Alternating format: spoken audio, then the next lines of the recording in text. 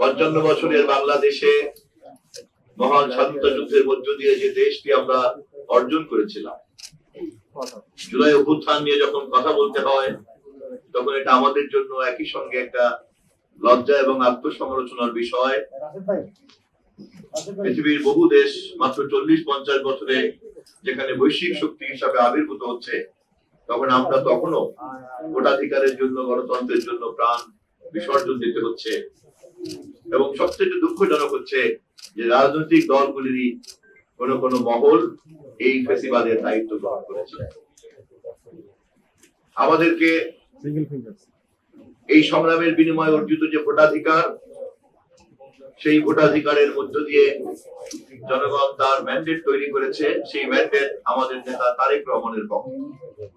সেই ম্যান্ডেট বিএনপির নেতৃত্বাধীন রাজনৈতিক দলগুলির পক্ষে এবং পার্লামেন্টে আজকে আমরা 2/3 সংখ্যাগরিষ্ঠ নিয়ে ইতিহাসের সবচেয়ে সক্রিয় পার্লামেন্টে আমরা এখন সংসদ পরিচালনা করছি।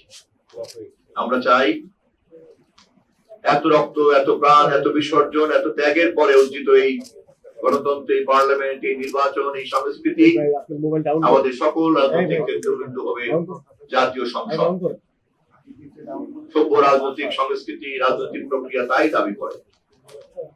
কিন্তু এটা খুবই দুঃখজনক, শহীদদেরকে স্মরণ করতে এসে গত কয়েকদিনের পত্র পত্রিকায় আমরা দেখেছি যে আমরা এই আত্মত্যাগের মধ্য থেকে পরিপূর্ণ শিক্ষা গ্রহণ করতে পারি নাই বলেই আমাদের রাজনীতিকে আজও কৃত্রিম ভাবে সংসদের বাইরে নিয়ে যাওয়ার একটা প্রবণতা কাজ করছে। এত জীবন্ত একটা পার্লামেন্টকে রাজনীতির প্রধান কেন্দ্রে পরিণত করার জন্য গণতান্ত্রিক শক্তির যে রাজনৈতিক ঐক্য থাকা দরকার, তা যে আমরা এখনো সুসংহত করতে পারিনি, তার প্রমাণ পার্লামেন্টকে রাজনীতির কেন্দ্রে পরিণত করার ব্যাপারে আমরা বিজয় অর্জনকারী দলগুলি ঐক্যমত চর্চা করতে এখনো পারছি না। শুধু তাই নয়, সামাজিক মাধ্যমে যেহেতু পার্লামেন্ট রাজপথের পাশাপাশি সবচেয়ে বড় যুদ্ধক্ষেত্রে পরিণত হয়েছে, সেখানেও যদি আমরা খুব সচেতন ভাবে তদারক করি, নজর দিয়ে রাখি, তাহলে দেখতে পাবো সাধারণ মূল্যবোধ সংস্কৃতির যে মাত্রা, তা অতিক্রম করে একটা অস্থিরতা চর্চা করার কাজ চলছে। সবচেয়ে দুঃখজনক হচ্ছে এই তৎপরতাগুলির নেপথ্যে যখন কোন আদর্শের ভিত্তিতে করা হয়, তখন তা আরো অনেক অশনি সংকেত আমাদের সামনে হাজির করে। আমাদেরকে শহীদদের স্মরণ করার জন্য কেবলমাত্র আবেগ চর্চা করলে চলবে না। শহীদদেরকে স্মরণ করার জন্য কেবলমাত্র একটা আনুষ্ঠানিকতা চর্চা করলে চলবে না। শহীদদেরকে স্মরণ করার নামে কেবলমাত্রই যদি আমরা আমাদের ব্যক্তিগত অথবা কোনো গোষ্ঠীগত উপস্থিতিকে হাজির করার অজুহাত তৈরি করি, আমাদের বিবেকের কাছে কিন্তু আমরা প্রশ্নবিদ্ধ হব। আমি জুলাই শহীদ সহ এদেশের গণতান্ত্রিক আন্দোলন, স্বাধীনতা যুদ্ধ তথা ভাষা আন্দোলনের সকল শহীদের রক্ত এবং বিসর্জনকে এক জায়গায় রেখে আমাদেরকে পরিমাপে বুঝতে হবে এত রক্তের বিনিময়ে কতটুকু আমরা অর্জন করেছি। এবং তা যদি পরিমাপ করতে চাই, তাহলে আমাদেরকে প্রমাণ করতে হবে সংসদকে আমরা কতটা কার্যকরী করতে পেরেছি, রাজনৈতিক বিতর্ককে আমরা কতটা গণতান্ত্রিক সংস্কৃতির মধ্যে বিধিবদ্ধ করতে পেরেছি, এবং রাজনৈতিক প্রক্রিয়াকে আমরা কতটা গণতান্ত্রিক সংস্কৃতিতে মহিমান্বিত করতে পেরেছি। এটাই আমাদের একমাত্র মানদণ্ড। এবং এই কাজ কোন একটি দল করতে পারে না, এই কাজ করতে হয় সম্মিলিত সেই সকল দল মিলে, যেই সকল দলরা সবসময় এই আন্দোলন সংগ্রামের মধ্যে যুক্ত ছিলেন।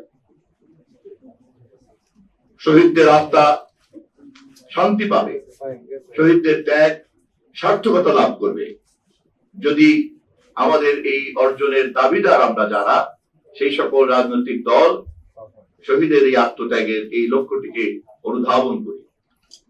2 বছর পরে সকল শহীদদেরকে স্মরণ করতে এসে আমাদের নেতা, আজকের এই অনুষ্ঠানের প্রধান অতিথি জনাব মির্জা ফখরুল ইসলাম আলমগীর, যাকে আপনারা পরিচয় করে দেওয়ার কিছু নাই, গত 17 বছরের নেতৃত্বে তার ভূমিকা আপনারা দেখেছেন, তার ত্যাগ দেখেছেন, তিতিক্ষা দেখেছেন, এবং তিনি এই ত্যাগ, তিতিক্ষা এবং দায়িত্বের উৎস পেয়েছেন আমাদের দেশ নেত্রী বেগম খালেদা জিয়ার নির্দেশ এবং আমাদের নেতা তারেক রহমানের নির্দেশের মাধ্যমে। আজ আমাদের সামনে আমাদের ঘাড়ে দায়িত্ব পড়েছে দেশ চালানো, আমাদের ঘাড়ে দায়িত্ব পড়েছে পার্লামেন্টকে সক্রিয় করা, আমাদের ঘাড়ে দায়িত্ব পড়েছে বিচার বিভাগকে একটা স্বকীয় মর্যাদায় রূপান্তরিত করা, আমাদের ঘাড়ে দায়িত্ব পড়েছে বাংলাদেশের সার্বভৌমত্বকে বাস্তবসম্মতভাবে সুসংহত করা, আমাদের ঘাড়ে দায়িত্ব পড়েছে বিশ্ব মঞ্চে বাংলাদেশকে অগ্রাধিকারের ভিত্তিতে দাঁড় করানো, আমাদের উপরে দায়িত্ব পড়েছে এত বিশাল জনগোষ্ঠীর ক্রমবর্ধমান শিক্ষিত বেকারদের জন্য কর্মসংস্থান সৃষ্টি করা। এতগুলি দায়িত্ব, এতগুলি মৌলিক লক্ষ্যকে চরিতার্থ করার জন্য আমাদের যে কাজটা করতে হবে সেই কাজে সকলের সহযোগিতা লাগবে।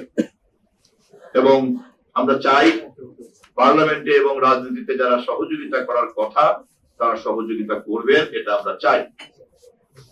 এবং আমাদের পক্ষ থেকে বারবার আমরা আহ্বান জানাতে চাই যে জুলাই সনদে আমরা স্বাক্ষর করেছি, সেই স্বাক্ষরের সঙ্গে শহীদের রক্ত মিশে আছে।